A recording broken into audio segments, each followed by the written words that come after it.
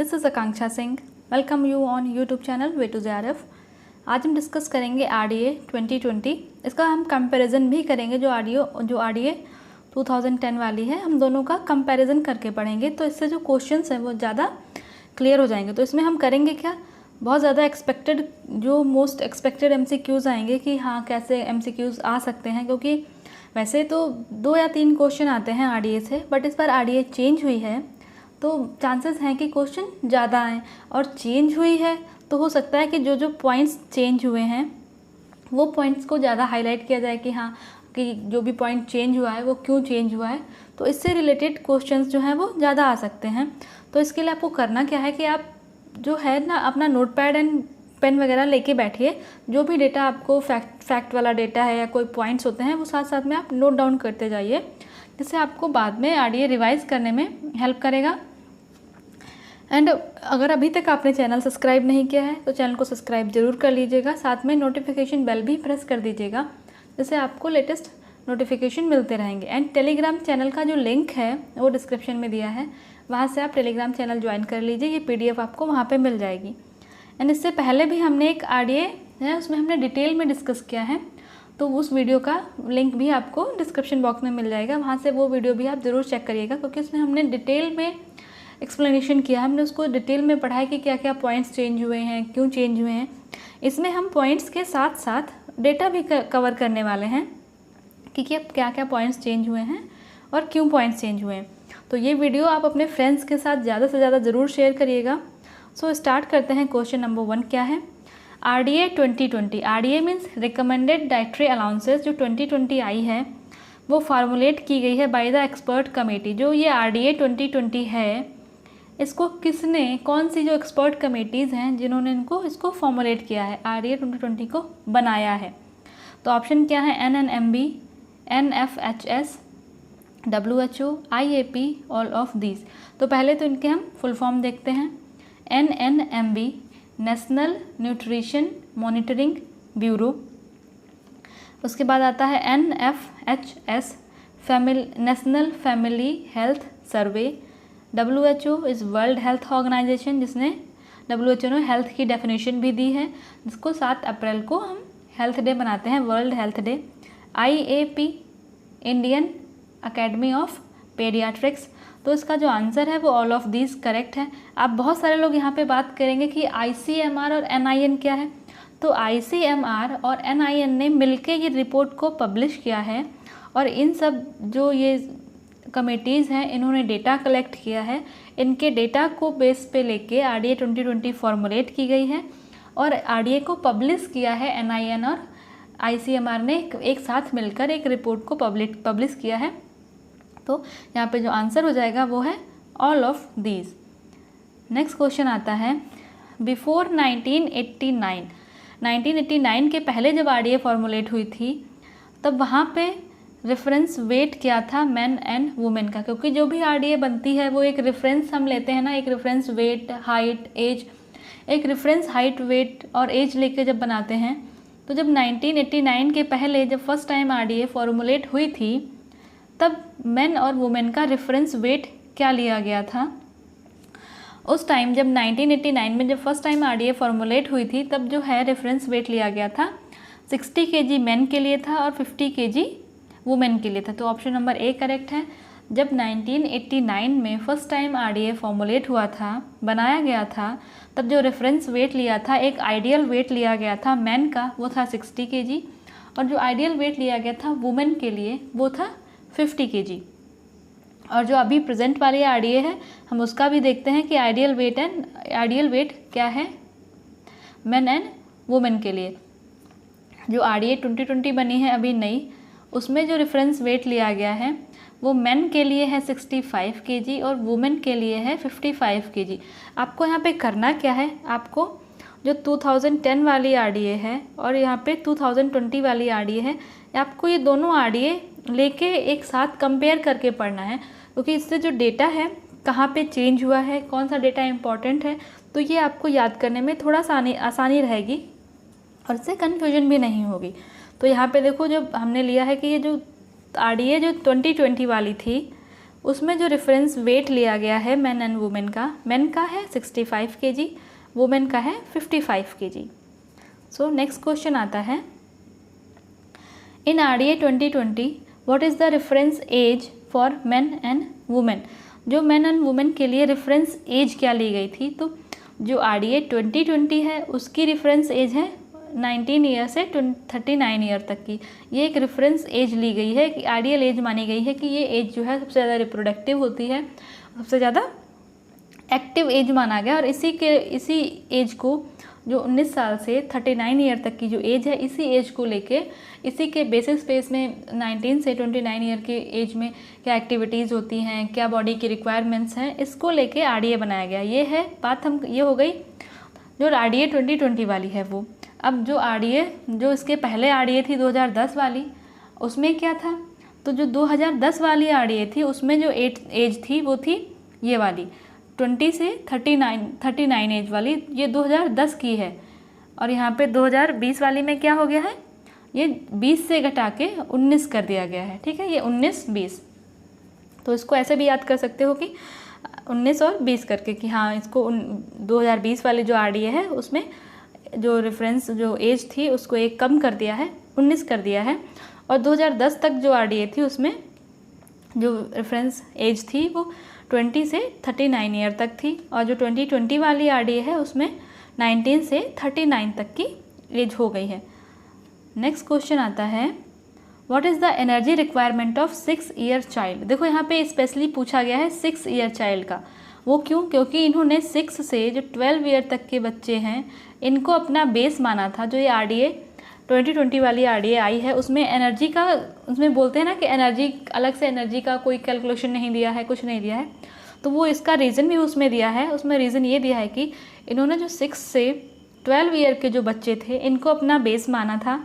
और जो पहले वाली RDA थी, मीन्स 2010 वाली RDA थी, उसका एनर्जी वैल्यू उन्होंने लिया।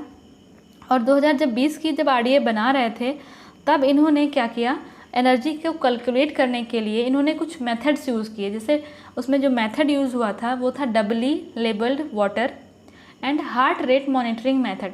मीन्स दो मेथड उन्होंने यूज़ किए, एक डबली लेबल्ड वाटर और दूसरा था हार्ट रेट मॉनिटरिंग मेथड। इन दोनों मेथड्स को यूज़ करके, एक तो डबली वाटर लेवल एक मेथड है जिसमें उन्होंने कैलोरी का जो कंबशन था वो देखा कि कैलोरी कितना बर्न हो रही है, कितना यूज़ हो रहा है। और दूसरा मेथड यूज़ किया हार्ट रेट मॉनिटरिंग मेथड। उसमें मीन्स अगर कोई बच्चा है वो हैवी वर्क कर रहा है, हैवी एक्टिविटी कर रहा है, प्ले कर रहा है, जो भी है, हैवी है, लाइट है, मॉडरेट है, तो उसमें उसका हार्ट रेट मॉनिटर किया और वहाँ से देखा कि कितनी एनर्जी रिक्वायरमेंट हो रहा है। तो उन्होंने जब ये RDA जब 2020 बनाने के लिए जो नया मेथड यूज़ किए उससे जो एनर्जी का कंजम्पशन आया, और जो 2010 वाले जो दो मेथड यूज़ हुए थे उनसे जो एनर्जी का कंजम्पशन आया, तो दोनों जो है अप्रॉक्स बराबर थे, इसीलिए इसमें कोई चेंज नहीं किया गया है। तो आपको ये बताना है कि जो 6 साल वाले बच्चे थे इनके लिए एनर्जी की रिक्वायरमेंट क्या है। तो जो 6 ईयर का बच्चा है उसकी एनर्जी की रिक्वायरमेंट है 1360 किलो कैलोरी। और यहाँ पे आपको एक चीज़ याद रखनी है कि जो भी यहाँ पे डेटा दिया है उसकी यूनिट आपको ज़रूर से ज़रूर याद रखनी है, क्योंकि कैलोरी अगर हम मेज़र कर रहे हैं तो किलो कैलोरी में मेज़र करते हैं। तो 6 साल के बच्चे के लिए कैलोरी हो गई 1360। बाकी के ऑप्शन क्या हैं, चलो उनको भी देख लेते हैं। तो पहला ऑप्शन दिया है 1700 किलो कैलोरी। तो 1700 किलो कैलोरी किसके लिए, जो 7 से 9 साल तक के बच्चे हैं, क्योंकि 7 से 9 साल में बॉयज़ एंड गर्ल्स को अलग डिस्क्रिमिनेट नहीं करते हैं, तो इनमें चाइल्ड में ही रखते हैं। तो जो 7 से 9 साल के जो बच्चे हैं उनकी जो एनर्जी रिक्वायरमेंट है वो है 1700 किलो कैलोरी।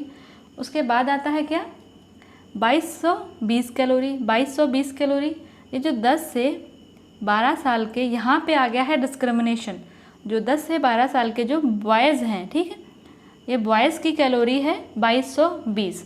अब आ गया यहाँ पे 20 मतलब 2060। अब ये किसकी है, तो ये भी 10 से 12 साल की गर्ल्स की कैलोरी है, ये है गर्ल्स की कैलोरी रिक्वायरमेंट। तो यहाँ से हमें कितने क्वेश्चन तैयार हो गए, 4। एक तो 6 ईयर का जो चाइल्ड है उसकी एनर्जी रिक्वायरमेंट कितनी, क्योंकि ये स्पेशली अलग से मेंशन किया है, तो यहाँ पे पूछ सकते हैं कि जो 6 ईयर का चाइल्ड है उसकी एनर्जी रिक्वायरमेंट क्या है, तो वो है 1360। उसके बाद 1700 किलो कैलोरी अगर दिया है तो 7 से 9 साल का जो बच्चा है उसके बाद 2220 है तो 10 से 12 साल के जो बच्चा है उसकी है, और 2060 मीन्स 2060 किलो कैलोरी तो वो है 10 से 12 साल की जो गर्ल है उसका ये एनर्जी रिक्वायरमेंट है। नेक्स्ट क्वेश्चन आता है व्हाट इज़ PAL, क्योंकि जो एनर्जी का कैलकुलेशन करते हैं ये PAL जो बहुत ज़्यादा ये इसको एनर्जी के कैलकुलेशन में बहुत इफ़ेक्टिवली यूज़ किया गया है। तो ये PAL का फुल फॉर्म क्या है, तो PAL का फुल फॉर्म है फिज़िकल एक्टिविटी लेवल, मीन्स जो पर्सन है वो फिज़िकली कितना एक्टिव है। क्योंकि जब इसमें हम बात करेंगे अगर एनर्जी की, तो इसमें जो 60 ईयर से ऊपर के जो मेल और फीमेल हैं उनमें फिज़िकल उनमें एनर्जी का जो है उनका BMR कम हो जाता है। तो ठीक है, तो उनका जो BMR है वो 10% मेल में कम हो रहा है और 9% फीमेल में कम हो रहा है। अब जब BMR कम हो रहा है तो क्यों कम हो रहा है, क्योंकि फिज़िकल जो एक्टिविटी लेवल है वो कम हो रहा है, और जब फिज़िकल एक्टिविटी लेवल कम हो रहा है तो यहाँ से एनर्जी का जो अमाउंट है, जो एनर्जी की रिक्वायरमेंट है वो भी कम होगी। तो एनर्जी वाला जो पोर्शन है उसमें ये भी दिया है कि जो 60 ईयर से एज से जो ज़्यादा के पर्सन हैं तो उनमें पहले तो उनका BMR जो है वो कम हुआ है 10% मेल के लिए, 9% फीमेल के लिए। उसके बाद इनका फिज़िकल एक्टिविटी लेवल भी कम हुआ है, इसीलिए उनकी एनर्जी रिक्वायरमेंट भी कम हुई है। और इसमें जो RDA 2020 वाली RDA है उसमें स्पेशली फोकस करके सिर्फ जो 60 ईयर से ऊपर के पर्सन हैं उन्हीं के बारे में बताया गया है कि इनका जो एनर्जी जो रिक्वायरमेंट है वो कम होना चाहिए। मेल में 10% BMR कम हो रहा है, 9% फीमेल में कम हो रहा है, उसके अकॉर्डिंग इनका एनर्जी रिक्वायरमेंट भी कम होगा। तो PAL is physical activity level, ये एनर्जी की एस्टिमेशन के लिए कि एनर्जी की रिक्वायरमेंट क्या है उसके लिए बहुत ज़्यादा इंपॉर्टेंट टर्म है। फिर नेक्स्ट क्वेश्चन आता है in RDA 2020 what is the iron requirement of pregnant women. Iron की रिक्वायरमेंट क्या है प्रेग्नेंट वुमेन के लिए, जब वो ठीक है RDA 2020 की अगर हम बात कर रहे हैं तो आयरन की रिक्वायरमेंट क्या है प्रेग्नेंट वुमेन के लिए। तो जो आयरन की रिक्वायरमेंट है प्रेग्नेंट वुमेन के लिए वो हो गई 21, देखो यहाँ पे है मिलीग्राम पर डे। तो आपको ये सारे वैल्यूज़, इनके जो वैल्यूज़ के जो यूनिट हैं ये आपको याद रखने हैं। ओके, तो जो आयरन रिक्वायरमेंट है प्रेग्नेंट वुमेन के लिए वो हो गई 21 milligram per day, 21 milligram per day iron की रिक्वायरमेंट है प्रेग्नेंट वुमेन के लिए। अब बताना आपको ये है कि जो ये 15 मिलीग्राम पर डे की रिक्वायरमेंट है RDA 2020 के अकॉर्डिंग, तो ये किसकी है, इसका आंसर आपको देना है कमेंट सेक्शन में। अब बाकी के ऑप्शन चलो हम देखते हैं। फिर है 18 मिलीग्राम पर डे, तो जो 18 मिलीग्राम पर डे है तो ये जो 16 से 18 ईयर्स के जो बॉयज़ हैं, ठीक है, इनकी रिक्वायरमेंट है ये 18 मिलीग्राम पर डे। देखो अगर प्रेग्नेंट वुमेन की बात कर रहे हैं तो 21 मिलीग्राम पर डे, और अगर 16 to 18 ईयर के बॉयज़, क्योंकि बॉयज़ देखो जब गर्ल्स की अगर हम बात करें तो 13 से 15 ईयर्स की जो गर्ल्स हैं इनमें यहाँ पे आयरन का रिक्वायरमेंट ज़्यादा होता है।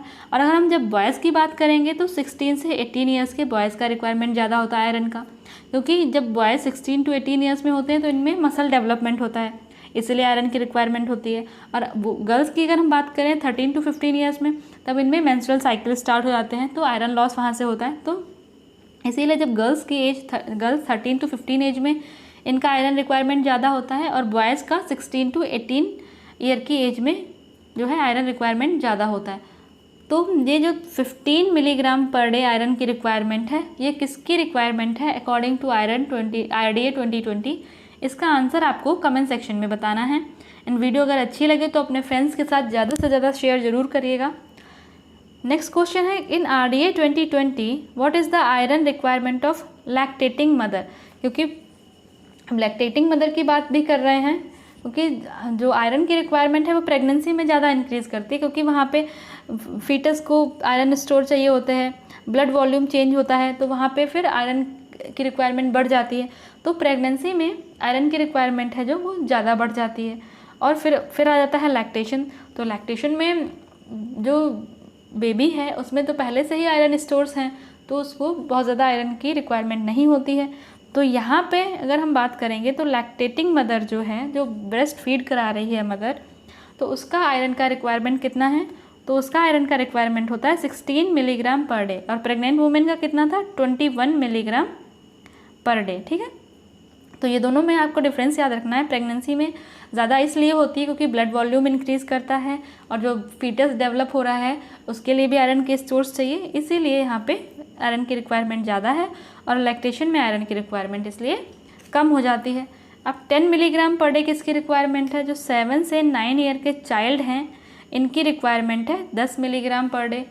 ठीक है। अब 18 मिलीग्राम अभी हमने लास्ट में डिस्कस किया। जो 16 से 18 ईयर के जो बॉयज़ होते हैं इनकी रिक्वायरमेंट होती है 18 मिलीग्राम। अब ये आ गया है 17 मिलीग्राम। ठीक है, तो ये भी हाईएस्ट रिक्वायरमेंट है। तो ये क्या होगी? 13 टू जो 15 ईयर की जो गर्ल्स हैं, क्योंकि 13 टू 15 ईयर में गर्ल्स को ज़्यादा आयरन की रिक्वायरमेंट होती है और बॉयज़ जब 16 टू 18 ईयर्स के बॉयज़ को आयरन की ज़्यादा रिक्वायरमेंट होती है। तो जो 13 से 15 ईयर की जो गर्ल है उसको जो आयरन की रिक्वायरमेंट होगी वो होगी 17 मिलीग्राम पर डे। तो लैक्टेटिंग मदर के लिए 16 milligram per day. 7 to 9 year का चाइल्ड है अगर तो 10 milligram per day. 18 milligram per day किसके लिए है? 16 टू 18 ईयर के बॉयज़ के लिए। 17 milligram per day iron requirement है 13 से 15 साल की लड़की के लिए, गर्ल के लिए। सो नेक्स्ट क्वेश्चन आता है, ये देखो बहुत ज़्यादा इंपॉर्टेंट कंपोजिशन यहाँ पे दिया है कि the serial, legume and milk composition of the diet in RDA 2020। क्योंकि जो हमारी डाइट है, जो हम RDA 2020 के अकॉर्डिंग जो हम डाइट ले रहे हैं उसमें सीरियल्स मतलब अनाज, लेग्यूम्स मीन्स दालें, मिल्क कंपोजिशन मीन्स मिल्क का इन तीनों का क्या क्या कंपोजिशन होना चाहिए, कौन से क्या इनके कंपोजिशन होना चाहिए। और यहाँ पे हम बात करेंगे जो 2010 वाली RDA थी उसमें क्या कंपोजिशन था। तो जो 11:3 ये वाला जो कंपोजिशन है ये था 2010 का। मीन्स जब हम 11 सर्विंग सीरियल्स की लेंगे, 1 सर्विंग लेग्यूम की लेंगे और 3 सर्विंग मिल्क की लेंगे। मीन्स अगर हम 11 कटोरी से नॉर्मली एक समझने के लिए, क्योंकि 11 कटोरी तो बहुत ज़्यादा हो जाएगा, अगर नॉर्मली सिर्फ समझने के लिए कि 11 कटोरी अगर हम सीरियल ले रहे हैं, अनाज ले रहे हैं, तो हम 1 कटोरी दाल लेंगे और 3 कटोरी मिल्क लेंगे। तो ये कंपोजिशन था 2010 वाली RDA में। अब जो 2020 वाली RDA आई है इसमें क्या कंपोजिशन हो गया है? तो 2020 वाली RDA आई है इसमें हो गया है कंपोजिशन 3:1:2.5। हम यहाँ पे अगर 3 कटोरी सीरियल्स लेंगे तो 1 कटोरी पल्स लेंगे और 2.5 मतलब 2.5 कटोरी मिल्क लेंगे। ये है नया कंपोजिशन। क्योंकि यहाँ पे अभी हम जो इसका जो नया एक और पार्ट आएगा RDA का, उसमें हम प्रोटीन डिस्कस करेंगे, तो वो बहुत ज़्यादा इंपॉर्टेंट है। उसमें कैसे प्रोटीन में चेंज हुआ है, क्योंकि एनर्जी में तो थोड़ा सा माइन्यूट चेंज हुआ है पर प्रोटीन में ज़्यादा चेंज हुआ है। अब प्रोटीन में चेंज हुआ है इसीलिए यहाँ पे देखो मिल्क का अमाउंट बढ़ गया है और सीरियल्स का एनर्जी में बहुत ज़्यादा कोई चेंज हुआ नहीं है, इसीलिए यहाँ पे सीरियल्स का जो है ये कंपोजिशन वो कम हो गया है। ये है इसीलिए क्योंकि एनर्जी जो है वो कांस्टेंट है, प्रोटीन में चेंज हुआ है, तो ये इसी वजह से यह कंपोजिशन जो है चेंज हुआ है। तो जो 2020 वाली RDA का कंपोजिशन है वो है 3:1:2.5। ठीक है। नेक्स्ट क्वेश्चन आता है, A newer protein index introduced in current document based on the true ileum digestibility of amino acid।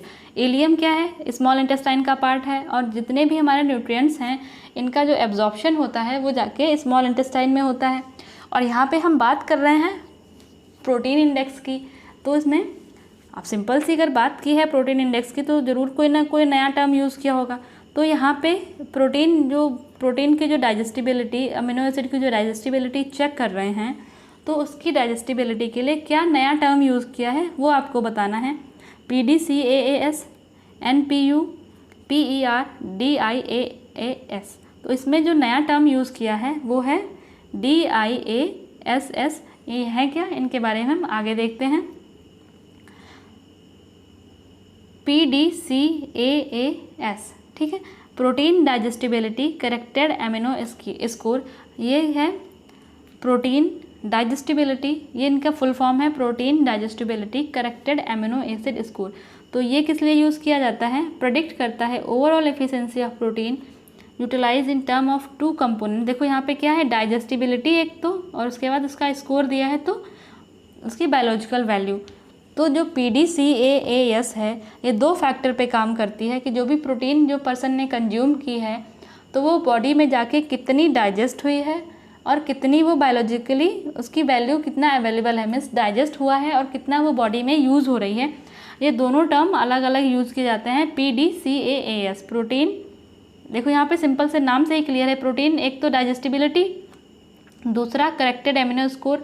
Means ऐसे प्रोटीन में तो एमिनो एसिड्स बहुत ज़्यादा होते हैं, सारे एमिनो एसिड। अगर हम एग प्रोटीन की बात करें तो इसको हम रेफरेंस प्रोटीन में लेते हैं, तो एग प्रोटीन में सारे एमिनो एसिड्स होते हैं। तो जो भी हम प्रोटीन कंज्यूम कर रहे हैं वो हमारी बॉडी में जाके कितनी डाइजेस्ट हो रही है और उसमें जो एमिनो एसिड्स हैं वो कितने हमारी बॉडी में एब्जॉर्ब हो रहे हैं, इन दोनों का जो स्कोर है ये PDCAAS बताता है। उसके बाद दूसरा आता है NPU, नेट प्रोटीन यूटिलाइजेशन। अब हम देख रहे हैं कि यहाँ पे यूटिलाइजेशन कितना हो रहा है। मीन्स हमने प्रोटीन तो चलो 100 ग्राम खाया, अब बॉडी में यूटिलाइज पता जाके 10% हो रहा है, 20% हो रहा है। तो ये बताता है कि हमने जो प्रोटीन का इंटेक किया है उसमें प्रोटीन का हमारी बॉडी कैसे रिटेन करती है, नाइट्रोजन के फॉर्म में रिटेन करती है। तो जो भी हमने प्रोटीन लिया, अगर हमने 100 ग्राम प्रोटीन लिया है तो उसमें से कितना 10% रिटेन कर रहा है, तो इंटू 100। तो ये इसका स्कोर है NPU का, कि जितनी भी हम प्रोटीन ले रहे हैं वो हमारी बॉडी में कितनी रिटेन हो रही है, उसको हम बोलते हैं net protein utilization. Next question आता है PER, प्रोटीन इफ़िशियंसी रेशियो। देखो वहाँ पे हमने अभी NPU इसमें यूटिलाइजेशन पढ़ा कि कितनी प्रोटीन हमारी बॉडी में यूटिलाइज हो रही है। अब प्रोटीन का काम क्या होता है, टिश्यू बिल्डिंग करना, मसल्स को बिल्डअप, टिश्यू बिल्डिंग मेनली होता है, ठीक है। तो हम जब टिश्यू बिल्डिंग होगा, अब हम जब प्रोटीन कंज्यूम करेंगे तो कहीं ना कहीं उसका कुछ हमारे वेट पे भी इफ़ेक्ट करेगा। तो यहाँ पे हमने लास्ट में हमने पढ़ा यूटिलाइजेशन, अब उसकी हम इफ़िशियंसी देखेंगे। PER में कितना जो है हमने जो प्रोटीन इंटेक किया, अगर 10 ग्राम प्रोटीन इंटेक किया है तो ये डिफाइन क्या करता है, तब वेट गेन पर ग्राम ऑफ प्रोटीन। अब हमने 10 ग्राम प्रोटीन अगर इंटेक किया है तो इन 10 ग्राम में हर 1 ग्राम से कितना वेट बढ़ रहा है, ये होता है नेट, ये प्रोटीन एफिशिएंसी रेशियो में। लाइक अगर हमने 10 ग्राम प्रोटीन खाया है तो 10 ग्राम वेट बढ़ गया, मीन्स 1 ग्राम प्रोटीन से 1 ग्राम वेट बढ़ रहा है। तो इसमें यही बताता है कि हम पर ग्राम, हर 1 ग्राम की प्रोटीन, अगर 1 ग्राम प्रोटीन हम ले रहे हैं तो 1 ग्राम प्रोटीन से कितना वेट बढ़ेगा, ये इसकी इफ़िशियंसी रेशियो बताएगा कि प्रोटीन जो है हमारी बॉडी में जाके कितना इफ़िशियंटली वर्क कर रही है। प्रोटीन को हम जब ले रहे हैं तो उससे हमारी बॉडी पे क्या इफ़ेक्ट पड़ रहा है, कितना वेट बढ़ रहा है। अब आया हमारा मेन टर्म DIAAS, क्योंकि इसको यूज़ किया गया है RDA 2020 में कि ये DIAAS है क्या। तो सबसे पहले इसका आप लोग जो फुल फॉर्म है इसको भी बहुत ध्यान से पढ़िएगा, digestible indispensable amino acid score. Digestible indispensable amino acid score. और ये क्यों किया जाता है एमिनो, देखो यहाँ पे भी डाइजेस्टिबिलिटी की बात की है, तो digestibility value of both high and low quality protein. क्योंकि अभी तक अगर हम जो प्रोटीन की बात कर रहे थे उसमें हम प्रोटीन को कंपेयर कर रहे थे, एक तो रेफरेंस प्रोटीन, एक नॉर्मल प्रोटीन। तो हम दोनों को रेफरेंस कर रहे जो है दोनों का कंपेयर कर रहे थे रेफरेंस प्रोटीन से कि हाँ इसकी कौन सी प्रोटीन की बायोलॉजिकल वैल्यू अच्छी है, किसका एब्जॉर्प्शन पावर अच्छा है। बट ये जो DIAAS है, digestible indispensable amino acid score, तो ये जो है इसमें जो इन्होंने फोकस किया वो हाई और लो, जो हाई क्वालिटी प्रोटीन है, लो क्वालिटी प्रोटीन है, दोनों क्वालिटी की प्रोटीन पे फोकस किया।